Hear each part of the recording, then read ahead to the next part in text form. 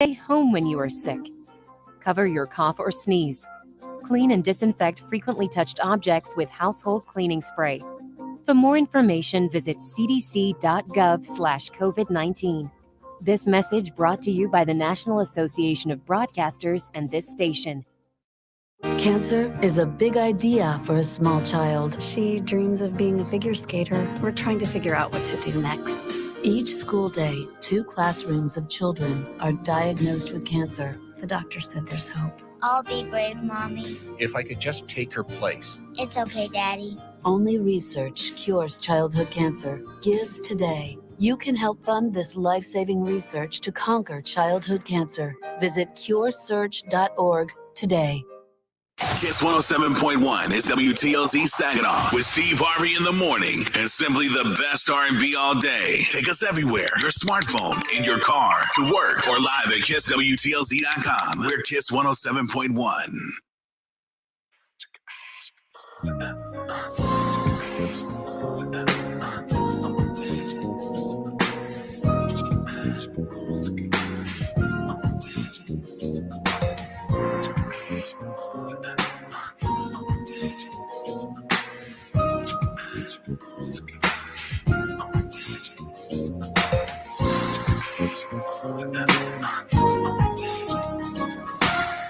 Well, good evening, ladies and gentlemen. Welcome to another edition of Straight Talk with Kareem Bowen. I am your host for this next hour of conversation.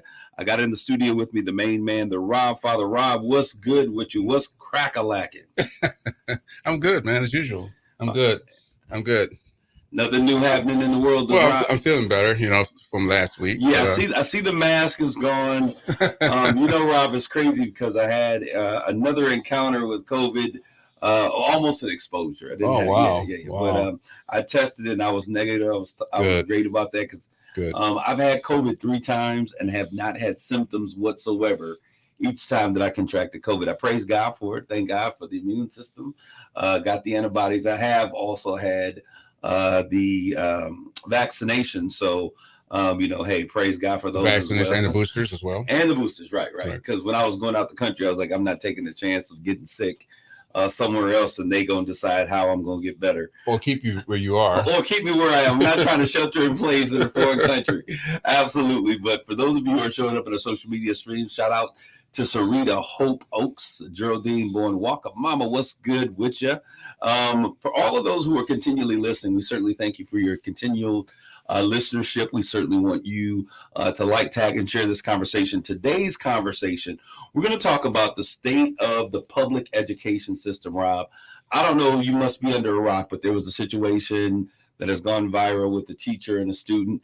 This is one of many that we've seen getting into an altercation over a phone. We'll talk about that a little bit later. Okay. I want your opinions. Those of you out there in the social media stream, I'm going to put the number up there when we get to that portion of the conversation. I want you all to, call in, share your thoughts, your opinions, all of those things. Once again, we want you involved. That number is 989-921-7107.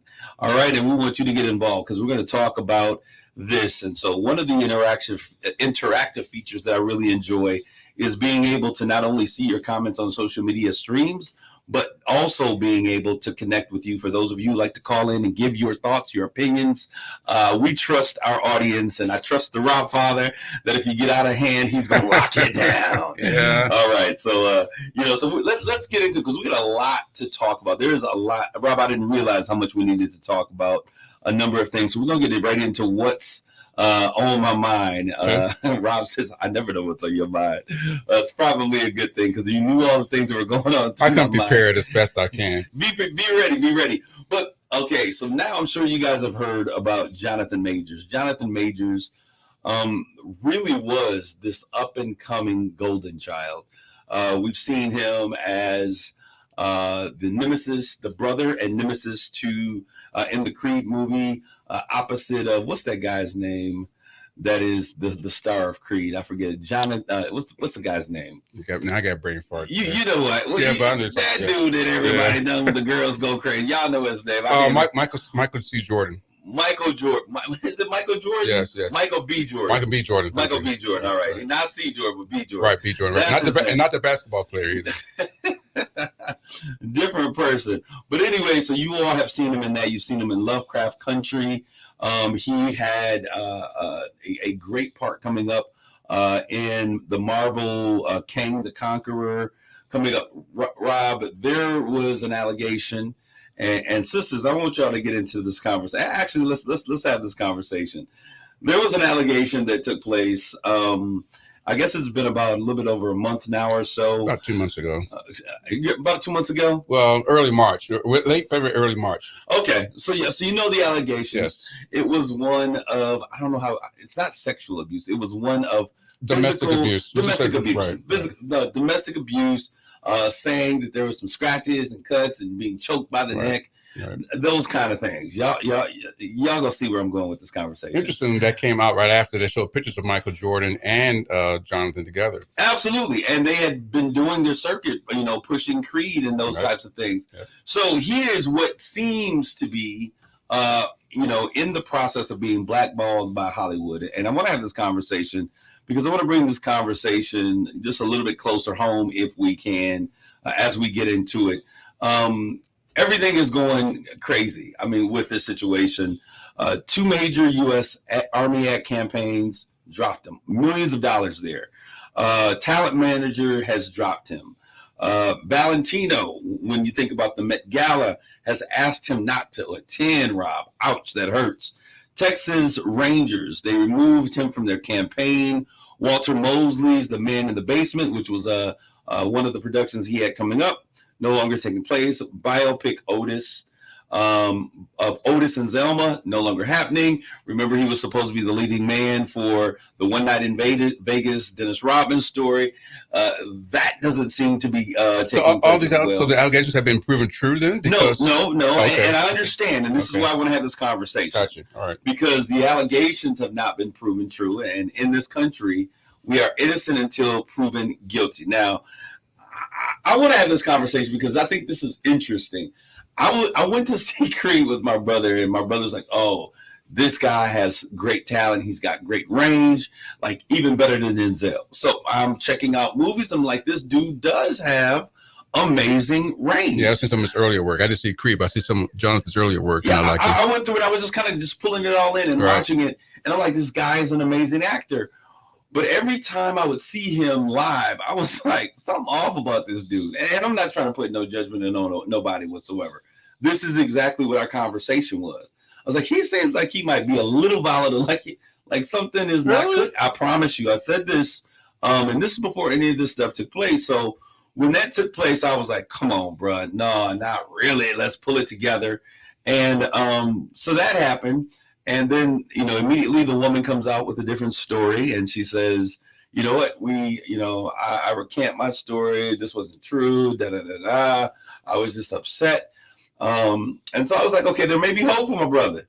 And then what happens always is that now you got other people that are saying, well, I'm not surprised because this is what happened to me. This has now happened to me. This happened to me several years ago. We were scared of him. He is a big black man. Right. And we were scared of him. A big black dark-skinned man. Big black dark-skinned man. So I want to ask you all the question. As we look at this and opportunities are drying up, he was just, co-hosting with Michael B. Jordan on, was it the Oscars? They were doing a presentation on there. Time Magazine, I think it was. They gave the famous Auntie, We Love You Auntie, when Angela Bassett did not win. Oh, yes. Her award. He was on the cover of Time Magazine, and I think it was Essence, where he was scantily clad and everybody was going crazy. Now he's going to be seen as damaged goods.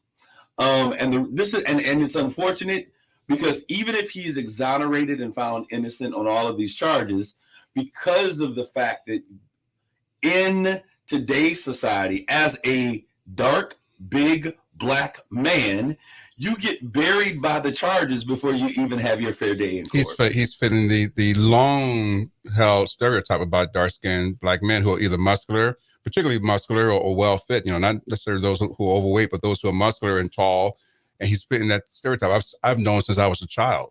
So I want to ask those of you who are out there: is this a fair assessment? Is this fair? What we see going on, and I say that as Rob, both you and I, we both lean in. We lean in for women. We are advocates for women. We do what we can. When we see something, we say something.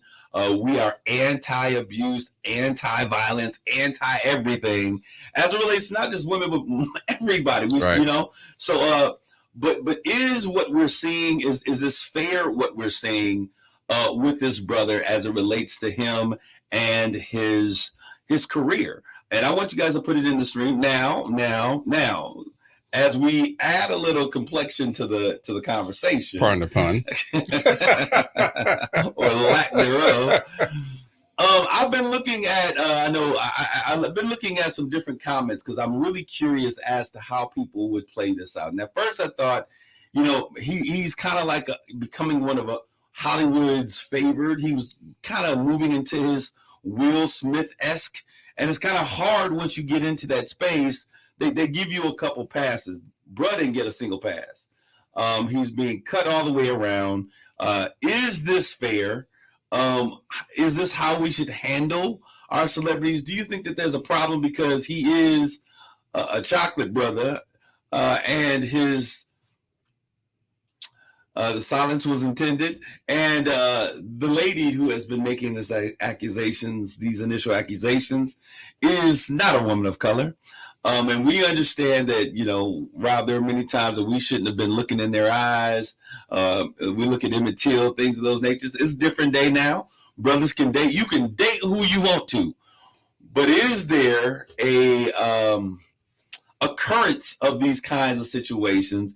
Is it more frequent when we look at our brothers dating certain types of women?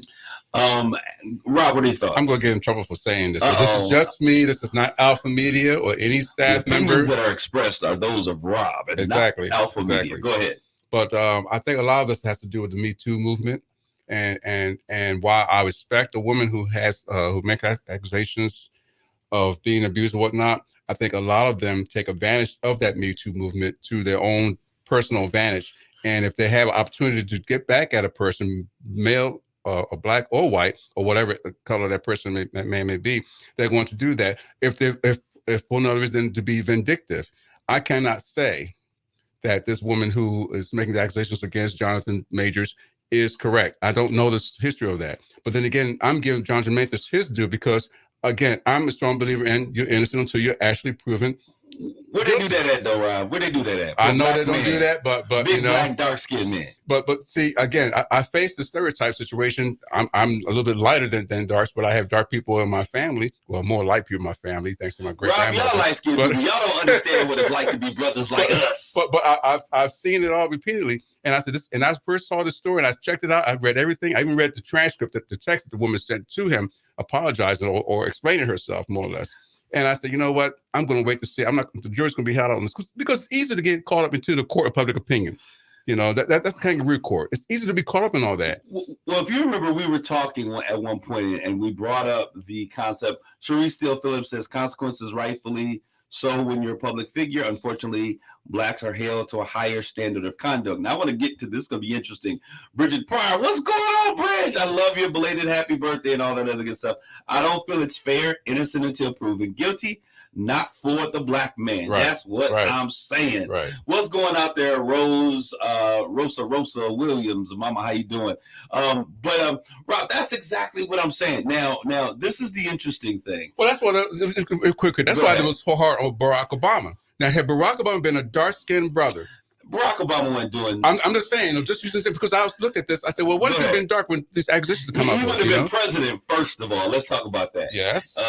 Y'all sacred first black president, second president, black president, whatever, would not have been president. And if Kamala Harris had been a dark-skinned woman, he wasn't at least halfway in the median, bro, man, wasn't get. You see how they dogged out his wife because she was dark, and so it's treated different. But this is my thing. That's my point. That's my point. This is the thing. That I want to say here, as I look at this situation, and I look at what's going on with him in this particular situation, Robbie made me forget the point that I wanted to drive home, and now I'm sitting here. Bad. I was like, oh, like, because I was looking at him and I was like, this is so unfair. And he is a black man who has just come out of his shell. Greatness is on the horizon. What happened to innocent until proven guilty? We don't get those same opportunities. This is where I was going.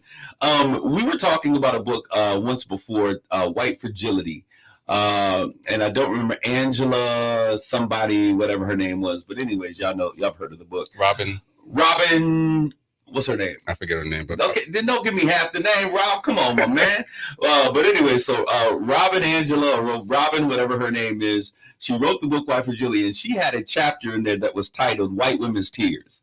And when I saw the outcome that we're seeing with my brother Robin DiAngelo. I knew it was Angela something. Robin DiAngelo. She wrote the book White Fragility, which was a white woman. Yep. It wasn't an academic book. She was giving her expressions, her opinions, and her thoughts on what she had experienced. But she wrote in there a chapter talked about white women's tears, and talking about how the world responds to white women's tears, and also the fact that white women understand the power that is in their tears.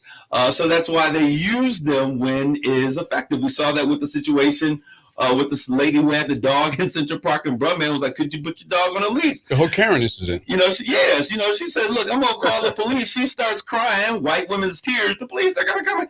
And he recorded the entire thing. This happens all the time. The world doesn't believe that these types of things take place. We see this every day. Brothers, now this is what's interesting, Rob, about this story. We see all the things that take place. His mother said to him, as he was preparing and said he was going to be in Hollywood, and as he was making his first debuts, she said, listen, son, we've got to make a pact that when you're out here, it's no drugs, no alcohol, no sex policy. Because she was trying to prepare him for this type of thing whenever, because these are things that are happening in Hollywood. However, there was one other addition to the policy, one caveat that she failed to say. If you want to date a white woman, that's absolutely fine, son. People date who you want to do. My family is a rainbow coalition. I am not one to talk, right? However, if you are going to, ski in the snow, then you've got to also understand that rules that apply just in general are magnified when you're dealing with white women. And it's unfortunate that this brother is learning this lesson in the manner that he is. I'm curious, if you have a thought or an opinion and you would like to share that thought or opinion here on our show, I certainly would love, you see the number 989-921-7107. We are taking live callers if you got come and you have an opinion or a thought on that particular matter. All right. Now, as we continue to move forward, I'm done with that situation, bruh. I mean, it is what it is. We're hoping the best for you. We wish you well. If not, in the words of O.J. Simpson, in the words of Tiger Woods, you're going to get what you pay for. You got what you got, bruh. Good luck with that, and we're moving on. Rob, you so messy. I'm messy. I gotta ask this question. It's a real thing, though. We can act like it ain't real, but it's a real deal. It's a real thing. All right, it needs to be talked about straight up. Absolutely. Is it? Are we experiencing an insane gun culture, or is this a culture of insanity? And I need to ask this question. Let me hold on before I leave, because y'all blowing me up right here. I don't feel it's fair. Spike Lee, someone said, Spike Lee said it best, do the right thing. You're absolutely right. Elaine Cook, all the way out in Arizona. She says, wow, I just had this conversation with my younger brother. I might be wrong, but I told him I didn't want him or my sons to bring another one home. Wow. I mean, I'm going to say this to you. Listen, it's a real deal. In the culture that we're currently experiencing, black women having black sons, I certainly understand why you would say that. The rest of the world may say, oh, it's racist, oh, it's this.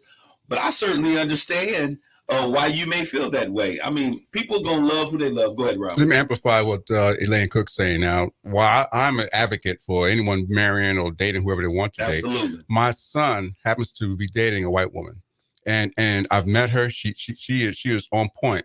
But I've had this talk with my son several times to warn him, and in front of her, I say, you live in Minneapolis, where the George Floyd thing happened. I think it happened in Minneapolis. You have to be careful about how you're treated and how you walk the streets and where you are. The police or whoever it is not going to look at you by your looks. They're going to look at your character. And sometimes they're going to determine, well, if you get caught somewhere on the road with your white girlfriend, how are you going to react in that sense? Okay. Because you don't know what cop that day is going to have an issue with something. So just be careful, be vigilant. Is what I have to tell them, A lot of them get mad. They want all our women, but they get mad when they see our black men, especially when you get one that they have donned as wife-worthy. See, most black men, and y'all gonna get mad at me about this, most black men, when they date black women, they're dating black women that won't get white by white men. So they're dating white women that most white men don't want. Right. But when you get one that has the ability or falls into that category that they see as wife, they get mad about it. And that may not be for everybody, but the majority, as I have seen it, and this is my personal experience, that's what we're saying. On to the next, Rob, before I get myself in trouble. You're supposed to be stopping me until I go too deep. I have to ask you the question, is it an insane gun culture, or are we a culture of insanity? And let me tell you what I'm getting ready. I'm getting ready to drop something, and then we're going to have a conversation about this as well. All right, so we all know that there was a shooting at a Sweet 16 birthday party. Two young brothers, suspects, two young knuckleheads are suspects, 4 counts of reckless murder. 4 individuals were murdered. They're saying 40 individuals were injured. This is serious. Then, Rob, we have a situation where there is a 16-year-old black boy. All of us know about this one for sure by now. He shot twice, once in the shoulder, once in the head. For ringing the wrong doorbell in Kansas City, Missouri, where the 84-year-old man was arrested and released. Where they do that at, and the community went bananas. Like, nah, come on, bro, you got to arrest somebody. Pay this bail. Absolutely, and we're gonna come back to that second one, but I want to continue. Then we have a 20-year-old girl who's murdered for pulling in to the wrong driveway in upstate New York. Yep. Then there's in Texas, they get their piece of this pie. 26-year-old man opens fire on a car full of cheerleaders after one of the young ladies accidentally got into the wrong vehicle. He gets out of the passenger side, comes around, open fires, and hits multiple girls that were in here. One girl was severely hit and was in critical condition. And that was in Elgin, Texas. So, Rob, are we a insane gun culture, or are we a culture who is not well? We are a culture of insanity. What are we saying? Both. We're saying both. I'm saying both. What do you mean? Well, we're too gun happy, too trigger happy, as we say in Philly. Too happy to clap the guns on whatever, and we're not thinking straight. And a lot of people will say, well, let's put this on mental illness. Well, I won't put that, because mental illness is a whole variety of types of mental illness. You can still be the most smart person and decide, well, I'm mad one day, I'm just going to shoot everybody. So I'm saying both in many instances. I think that we run into mental illness a little bit too. I think that these are, I agree with you, Jeffrey Bulls. I think that you got to be crazy. Even if you hate this much that there's a little bit of crazy in you, right? There is. But I think that this is really motivated by some things that I'm just not understanding. I would have to say they're hate. When we go back and we look at that second one, now, the first thing that I asked when I saw the white girl was murdered in the cars, I wanted to know who else was in the car with them, because I think the other ones are minor or close thereof. They've been very tight-lipped about the other victims, but I wanted to know who else was in that car that this chick, that was with this young lady. I was curious. The situation with the young girls, all kind of stuff happens in Texas. But then when I look at the situation with the Kansas City, Missouri, and even the timing of releasing all of these other stories, I just kind of scratch my head, because And I want to be sensitive about how I say this, but it's going to come off insensitive. I already recognize this, Rob. I think that our finding out about these stories and the other stories, I feel like a part of this is kind of like, let's show you this and let's show you this and let's show you this, so that we can't say what's happening with that 84-year-old man is a hate crime. And the fact of the matter is, it is a hate crime. It is a hate crime. And people are like, well, what do you want him to do when he's 84 years? I want his behind to go to jail. Right. And it should be for attempted murder. You shoot a guy in the head, you shoot it twice. And this goes to speak to something that I wish when we have these conversations, Rob, that those who out there who have young black men and young black ladies as children that they parent or they care about would be a part of this conversation, because something that this younger generation does not understand is that the world does not see us as equal citizens. Exactly. We are in a better state than we were, in the 50s and the 60s to some degree, but we are not equals, and they have lost sight of the struggle. Yep. They have lost sight of the fact that there is a system that exists that does not provide equity because of the color of our skin. And it's important for us to note that these individuals need to understand, these young people need to understand that if you are your skin color frightens a lot of people. This man said, I saw a big black man. This is a 16-year-old boy. When you look at him, he looks like marshmallow mush because he looks like he's full of molasses and everything's sweet. Good kid. What's that, Trayvon Martin? I mean, yes, but my thing is, and so all he saw was a black kid, a black body, and a black figure. Our blackness scares a lot of people. There are a lot of folks who are yet afraid of our black skin. Now, he's a big black man. He's a 16-year-old kid, skinny kid, yep. Who does not pose a threat, where he was rocking. And so he's trying to stand on the stand your ground law, which I'm going to tell you, states like Texas and Florida and others that have this stand your ground law, that's just saying, we want an opportunity where we can shoot black people and say, they made us feel scared. Well, I already understand that me walking down the street as a black man, don't let the sun look like it's no longer at noon and begins to cascade down to its horizon, because I become dark and scary immediately. And don't wear a hoodie. So Jeffrey Bulls, Elaine, I know their mental illness. What was this? I know there's mental illness, but we can't blame everything on mental illness. People are straight up evil. And that's exactly what I'm saying. Jeffrey Bulls comes in, he says, kids losing sight of the struggle is our... That's why I have this conversation with my kid all the time. And those I mentioned in the Navy and those I mentioned afterwards, the same thing. Jeff, I mean, if I really could, we really could do an entire month of shows on how we have failed our kids by not keeping the words of the village griot continuing through the hearts and the minds of these young people. And no, we're not trying to teach hate. We're not trying to teach them that white people hate them. We're teaching awareness. Right. And we're teaching them that, yes, even though we have made some strides, this is what racism looks like today. Yep. Before it was a hood, before it was a shotgun in the back of a Model T, an old pickup Ford. Today, it may not look the same, but as long as we see X, Y, and Z dependent in our community, or your inability to do exactly freely how you would want to operate and give them the same equity and access, then it yet exists. Because I've had young people, I have young people in their 30s say, I think that black people are the ones who are making up this racial stuff. I don't think it's as bad as what? Man, come on, I went into straight teacher mode. Fear and hate, motivated. But I agree with you, Jeffrey Bulls. It is a problem in our community.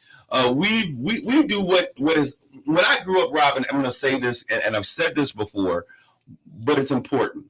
I went to a high school that was predominantly white. I was, the only black person on the student council, the only black person to do this.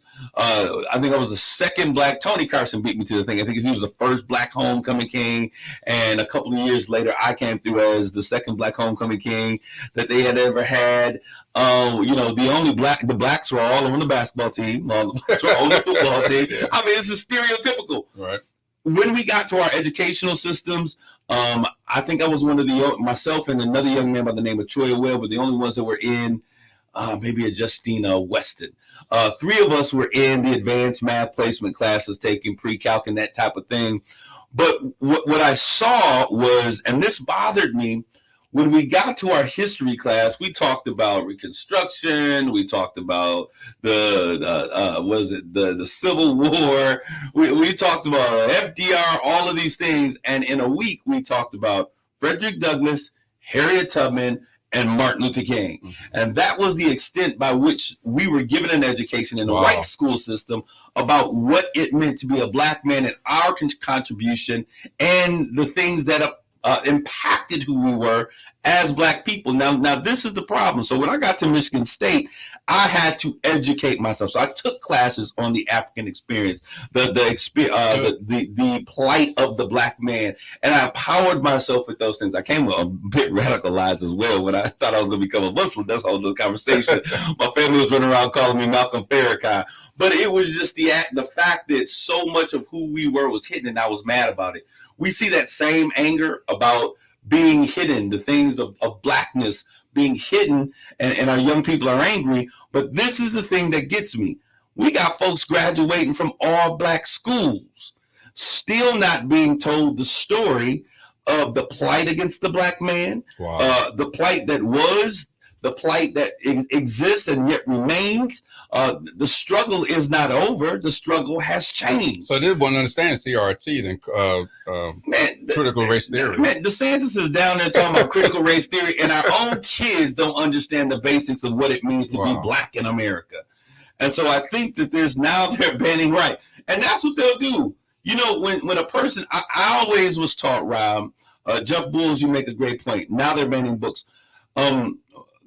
I was always taught, one of the greatest mentors in my life said, "He who reads leads." And that was something I took to heart. Mm-hmm. So I became an avid reader, not only a lover of reading, but then I began to write, and I'm an author and all of this other stuff. But what I understood that to say is that a leader has to be well-versed in conversations, in history, in business, in culture, and you've got to be able to pick up a book. I have something called right now, for those of you out there, it's called Fliptogram, and also another one called Flipboard.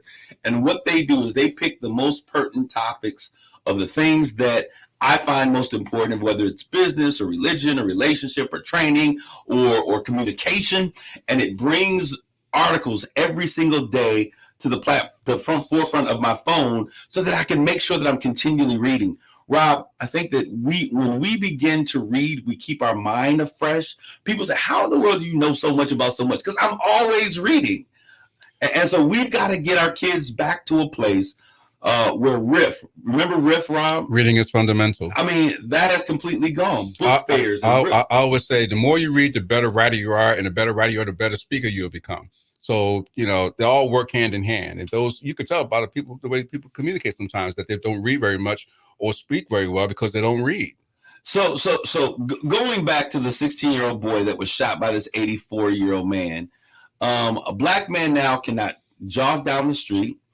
A Black man or Black woman, and I say that interchangeably, a young Black cannot be in their own apartment minding their own business without being shot by police officers or other individuals. A Black man cannot go to the grocery store, to the gas station, play his music too loud. A young Black boy now does no longer have the right to ring the doorbell, when we got Jehovah's Witnesses who ring doorbells. We got the Girl Scouts who ring doorbells. All of these entities ring doorbells, and we as a people should be outraged about this, because just like Trayvon, just like Breonna, just like all of the other names that have gone before, this young man could be our child. Yes. It could be our brother, our nephew and cousin, and we get angry for a minute. This is what makes me mad about those Negroes that we call the Congressional Black Caucus.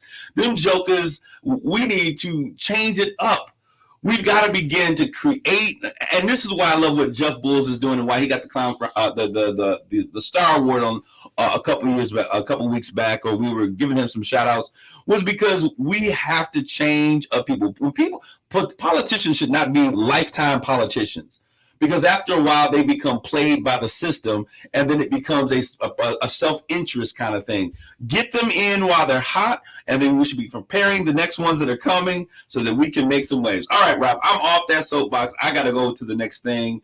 But let's take a quick commercial break. We'll take a quick commercial break. But when we come back, we're going to talk about the state of our public education system. Y'all saw the video of the teacher and the student getting into it over the phone. We're going to talk about that. I want to know what your thoughts and opinions are. Stay, don't go away. We're back with more Straight Talk. You're listening to Straight Talk with Kareem Bowen on KISS 107.1.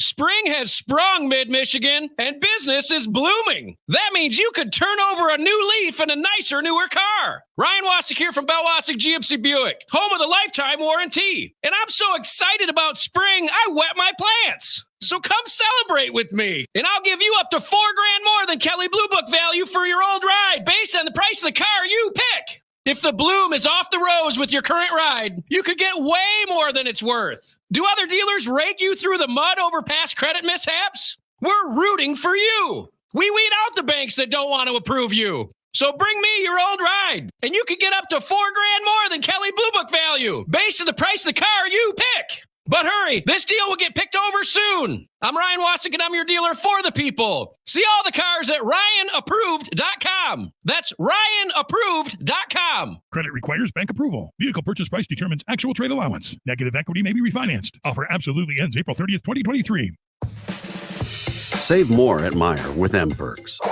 Earn points on your purchases at Meijer stores, online, and at Meijer Express stations. Plus, earn points for every qualifying prescription filled at your Meijer pharmacy. The more you shop, the more points you earn. Then, save even more with M-Perks digital coupons, points booster events, and special category offers. Sign up for M-Perks in the Meijer app or see Meijer.com to learn more. Mr. Clean, Mr. Clean. I hate the struggle of tough, greasy messes on my stovetop. So I just wipe, and I'm done. When I'm frustrated with stubborn bathtub soap scum, I just wipe, and I'm done.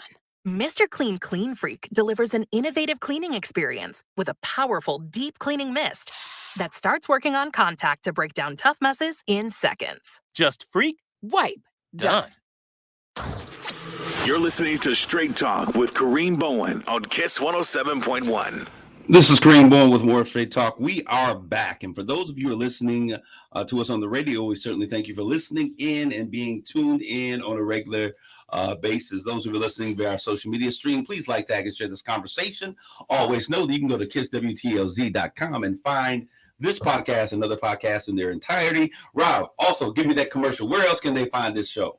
On our Odyssey app, AUDACY. You mentioned the website again, KISSWTLZ.com, or our Facebook page at KISS 107.1. Or catch us right here at Straight Talk. All right, so I'm gonna cut some things out, Rob, because I got a whole bunch of stuff that was on my mind. But I want to get to some things because I want to have this conversation about the state of our public education. I've been looking at everybody, and people have been trolling the student, they've been trolling the substitute teacher, and I want to get your opinions, your thoughts, your ideas on where we are and what needs to be the situation, what needs to be the status, our response to the situation. But before we do that, I want to say this. There is a National Day of Prayer, or the National Day of Prayer will take place on May 4th at 12 noon. We're asking for the entire community to come out and to fill City Hall's lawn. Let's litter the lawn with folks who are here. I believe that a family that prays together stays together. So let's come out regardless of what you thought, you believe, how you feel about churches or whatever. If you have a belief in our Heavenly Father, then we want you to come out and show your love and support through the power of prayer in our community. And now I want to do something. I don't want to stop doing this, Rob. I want to give our Straight Talk Awards for this particular week, and there's some people out there that don't even know that they're in my heart, in my purview. I'm seeing you, I'm hearing about you, the great work that you're doing. And the first person that I want to give the Gold Star Award. Now, I want y'all to listen. I'm going to give a Gold Star Award, which is someone in the community that is outstanding. They have done something that is outstanding, that deserves to be rewarded through praise and support and a mention from our community, and also to be supported. And then I'll give out a Clown Crown Award. I've been giving this one out since I started this show. Number 45, Donald Trump, former President Donald Trump, was the first to receive this award. So you're in good company if you get the Clown Crown Award. and understand this. It does not mean that I have a problem with you. I'm a person who I can have a disagreement. I can have a problem with you. We can have that conversation. I'll address it with you, and we can move on and do great things together. So I don't take it personal, but I'm just going to say you clown it. All right. So the Gold Star Award for this week goes to Brother Terry Reed, my man Terry Reed from Community Auto 1 and 2. And the reason why I'm giving him this award is because Terry is never, he is not the one that is going to make it on many of your quote unquote big platforms for the work that he does in the hood. Terry is unapologetically one who is concerned about the hood, as am I. He may not make on the other side of the river to some of the award shows that are there. But he is continually doing great work, and he is a perfect example of what we refer to as conscious capitalism, where business is concerned about the people in the areas and the community in which they operate. I have personally seen Terry and have sent people to Terry, and single moms who don't have the ability to get tires or the brakes, whatever it is they're taking a look at. I've seen Terry pick up vehicles right here at the station, but I've seen single moms go in there who could not afford to pay for tires. It's hard out here for a brother and a sister. That's right, Jenny DeMore. Congratulations, Terry Reed. We should be filling the stream with congratulations to Terry, tagging his name in this. But he has, given tires when they have needed them. He has sown not only just from that business in terms of tires, but for Christmas every single year, he is adopting not just a family, but multiple families, giving away bikes and toys. And people have started just I know I went over like, look, let me just give you a check because I see what you're doing, brother. And I want to appreciate you. I want to tell you that your type of business and the mentality that you have is the type of mentality that we need from our entrepreneurs and business owners in our community. I think that you're doing an amazing job. Laura Jones last week, Terry Reed this week. He does Christmas, back to school giveaways. He's doing a grown folks event that's out there. I wish I had the ticket information in front of me, but I do not. Congratulations, Terry Reed. Now on to our Clown Crown Award. And I got to do this, and I'm going to say this because I had let it go, actually, Rob. There was a situation, and the winner is, drum roll, is our Chief of Police, Bob Ruth. And this is why you get the Clown Crown Award, Chief Ruth. I had let it go the fact that you had promised our students, back in February, our students were doing a march against gun violence. It was the first ever youth-led march in our community. And we went to our students and we communicated what they needed to have. They said, listen, we need to get the police involved. And you made a promise to me and to those students. Listen, if I can be there, I'm going to try to be there. We will definitely have 2 officers there. They will, guard the way up the streets. You're going to be a police presence. Those students went back to national organizations like Moms Demand Action, and the other name of the group is slipping, it's failing me, but they had meetings with their state representative, Amos O'Neill, and the U.S. congressman. And when the question was asked, was there going to be a police presence, they leaned on your promise that you gave to these young people who are in our community that we're continually saying that we're trying to build better relationships with, and you were an absolute no-show. No call, no police, no car, no patrol, not even a resource officer walking down the street with a baton or a flashlight. And I let it go because I'm like, okay, our city is busy, but our kids brought it up again. They said, Mr. Bowen, have you heard anything else from that police chief? Because they're continually talking about they want to build relationships, but they don't want to build relationships. They want to do commercial. Their words, not mine. And so because they got mad, I got mad. Don't mess mess with my kids, and we won't mess with you. But you deserve the clown crown. We have not heard anything from you regarding that since. I'm going to reach out to you and have that conversation. Make sure that you are aware, which I'm sure that you already are, that you have failed those young minds, and they remember this. Every engagement that we have with young people has to be one that we do what we say that we're going to do. And you fail to do that. That's why you are the recipient of our clown crown for this week. All right. Much love, peace, and hair grease. All right. Now we're getting ready to move to the next, this topic that I want to talk about. And I want to talk about the state of our public education. I know there's a lot of people here who have kids, a number of people that are in our stream that are part of the educational system here in the city of Saginaw. Unless you have been under a rock, Rob, I think most people, have you seen the video, Rob? I've seen so many videos, I lose track of them. The latest video is of a North Carolina substitute teacher at Rocky Mount High School. And I'll say she bought a ticket to the fight. We'll say this. She bought a ticket to a fight with a student over a confiscated phone. She had been teaching in the school, the Nash County Public School systems, for about a year. And now, basically what we saw, the video shows us, she confiscated the phones, which I thought students couldn't have their phone. Well, in our school system, they're supposed to be putting the phone, in a bag, and so that's not a distraction. But I'm getting text messages all the time and telling students, why do you have your phone and you're in school? It's because we don't enforce the rules that we create, which is another problem, because our students understand that we don't have to respect the rules that we create because we allow them to be lax about how we handle it. And then some teachers want to be the cool teacher, so they let students do what they want to do. We don't get there. The numbers on the screen, 989-921-7107. I want somebody to call in, share your opinion. If you want to put it in the social media stream, share your thoughts and opinions. So what we see happen is this teacher must obviously confiscate the phone. The student then says, why am I the only one that you trying to enforce this rule? You didn't do this with everybody else. She aggressively starts looking on her desk and tries to make her way around the teacher to get the phone. And I'm sitting there thinking to myself, my mama would have whipped my tail if I would have tried something like that. Excuse me, backside. We couldn't say tail growing up. My mama would have whipped my backside if I'd have said something like that. But it happened. The teacher then, tells her, look, don't touch me, because she was kind of pushing it. Don't touch me.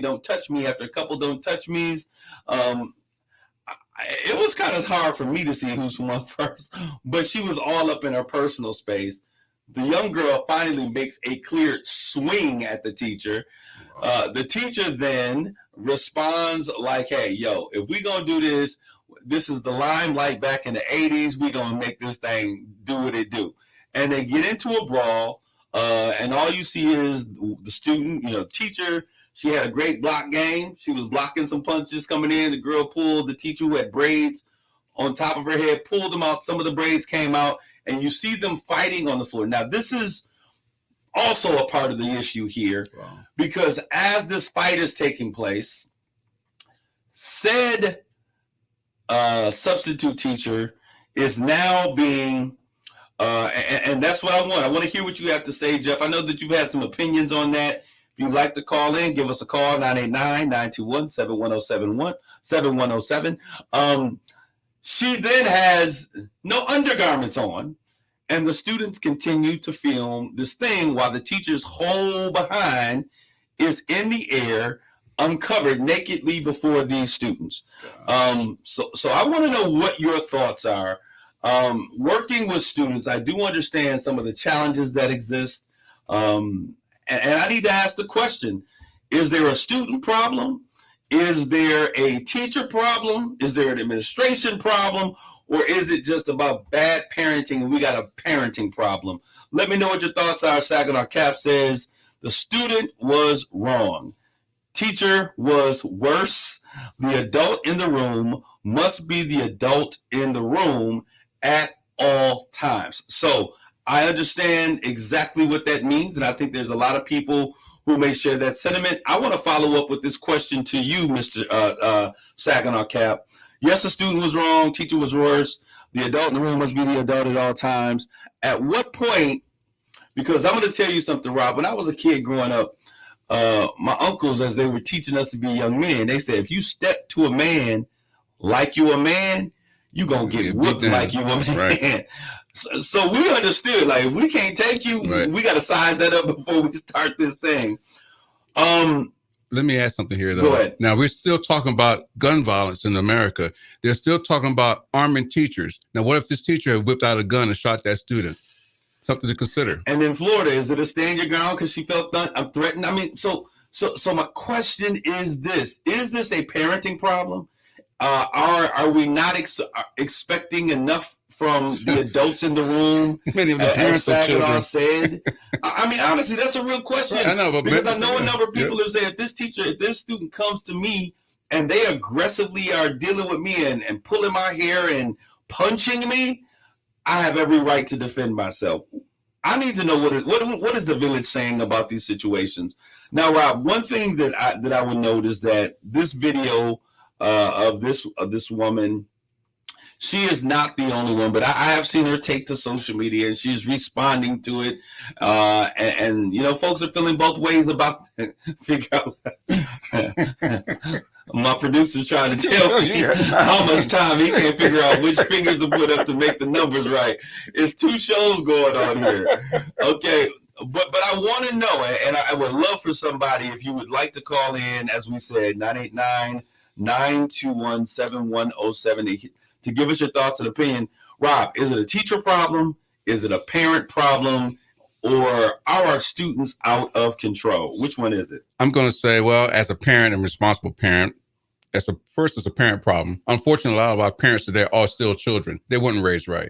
So I'm an old school parent. You said they weren't raised right, but go ahead. They weren't raised right. You know, I watched some of the parents I see today raise their children, and I said, that's a no-no. You know, children talking back to the parent, that's a no-no, especially in public.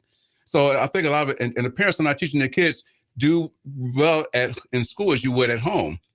But then again, that could mean a whole lot of things too. So I was going to say, it's a teacher problem. The teacher should have been the adult in the room. She should have gone and gotten assistance. You know, the moment the students stood up to her, gotten assistance, or give her the phone back and report her. There's ways around this whole thing while getting involved. Okay. Well, let's say that, because now we were talking about mental health. Some of our kids are struggling. I understand that. And some of them have emotional and mental health. They've experienced trauma. And as adults, we don't want to add to that trauma that they're experiencing. That's why the especially in an educational facility. Right. However, is there ever a point at which the adult in the room, the teacher, the substitute teacher, the counselor, whatever it is, is legitimately or is validated in a response of defending themselves in this manner? Like, if do they sit there and take abuse, or do they just kind of fight and hold off and restrain? These kids is bigger than the teachers these days. You know, you're talking about grown. We feed these kids these McDonald's and KFC food things with all of these hormones. Yeah. These girls are fully developed by the time that they're 12 years old. And they're going to school and getting body with the teacher. Is there ever a time when a teacher is okay to defend himself, to defend him or herself? Right. Well, the boys are the same way too. They're getting big as well. There's times where the teacher, being the adult, has to walk out the room. If she feels threatened, if they can, walk out the room and get help. Don't encounter the student, because you're going to face not only the student, but the student's parents and a whole bunch of other stuff that's going to happen. I think if you walk out the room, because I'm gonna tell you what's going to happen with that situation. Marie Lane Cook's thing. I'm gonna tell you what the parents of that student probably are going to do. Yeah. Elaine Cook says children are not taught at home to respect adults. Period. That's right. That's on French fries and ketchup. I probably would have gave that child something she didn't get at home, a whooping, and waited on the parents to tell them they're not teaching children to respect adults. I'm being real. I got bail money. She said she got bail money and she got time. They took corporal punishment out of the schools, so that's, and you can't you're not supposed to whip your kids at home either. Okay, so you know, there's a lot of people. You know, we're buying into the system that you can't beat your kids into submission. You're buying. I'm not buying it. And beating your kids. That's what I get it. Is how do you teach respect from punishment or torture or abuse. Right. How do you teach respect from abuse? I'm gonna tell you what they're gonna say, because they've been reading them Dr. Spock books. Oh yeah. And that's why their kids telling the teachers what they are and not gonna do. Right. But anyways, I think that this is another one of those situations. I've seen it a million times. I see all of these. Y'all putting all y'all comments together.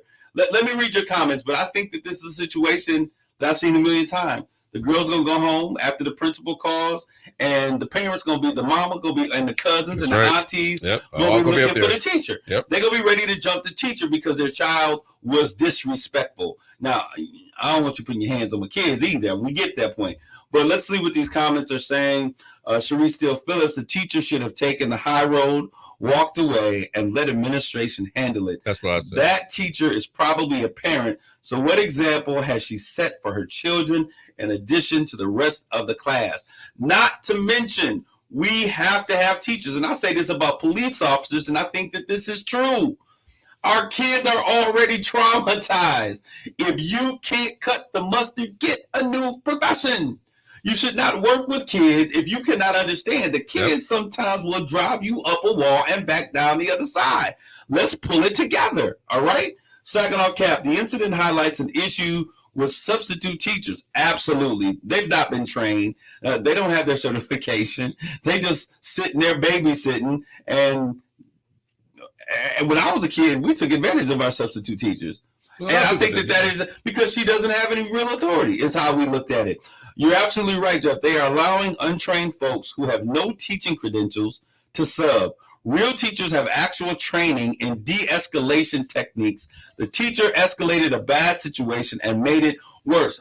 That's all I'm saying. But your mother says the same thing I just said earlier. Oh, mama! Oh, come on! I'm gonna tell you, my family. See, we're both in the same generation. So. Y'all, many children are raising children, Yep. and it is a problem. Some parents weren't raised correctly themselves. Thank you, Geraldine. We're telling people they ain't been raised correctly. I'm trying to be PC over here, but I'm gonna tell you this: when I was a kid, growing up, and if any adult saw me getting out of hand, my parents had already given the green light. Like, if you snatch them up, I want you to snatch them up. And then when I got home, they snatched me up again. Now, I do understand that there's some people that young girl would have turned that class out. I think you're absolutely right, Elaine Cook. One thing that I do understand, and these are changing times.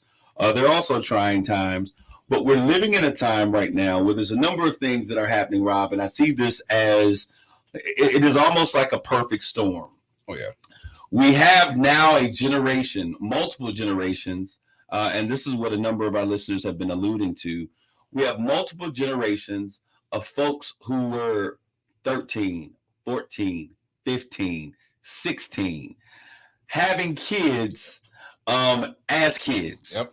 And then we have other parents.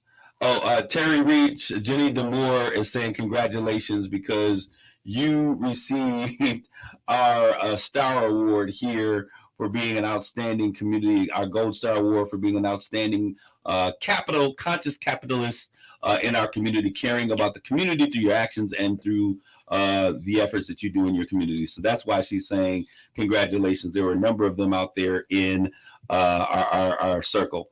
Jenny DeMoore says you have parents who are not involved in their children's education until a fight or suspension comes up, and then they themselves want to fight. And you're absolutely right. I was in a middle school, and I saw the principal 10 days. Every student that came in the office for disciplinary action, it was a Caucasian woman, she's like 10 days. I was like, and I turned, I was like, is this what she just suspends every student that is called? Because first of all, our schools have too many kids in our classrooms. We don't have certified teachers, as Mr. Bulls was saying there. They have not been taught de-escalation or conflict resolution principles. Most of them don't have a full degree. They got partial credits and they dropped out, which says that they have problems completing tasks and assignments. But because we just need warm bodies to fill seats, we'll bring them in and let them be substitute teachers. Now, the problem is that they don't end at just being substitutes. If we were really to take a real look in our inner cities, Rob, at who's teaching our kids, we would find that most of our schools are being taught, public schools, by long-term substitutes. And it's unfortunate for our kids. It is a disservice to our kids. But folks don't want to be teachers because teachers ain't getting paid. Folks don't want to be teachers or because they don't want they're not getting paid or supported. or supported. They don't want to deal with your bad kids that you don't discipline at home. And I hate to use the word bad for kids, but I've seen some bad kids over the past 10 years. And these kids need direction. And just because a kid responds badly doesn't mean that the kid is bad. Their actions have been bad, all right? Saginaw Cap, I think that by blaming the young girl's parents is unfair.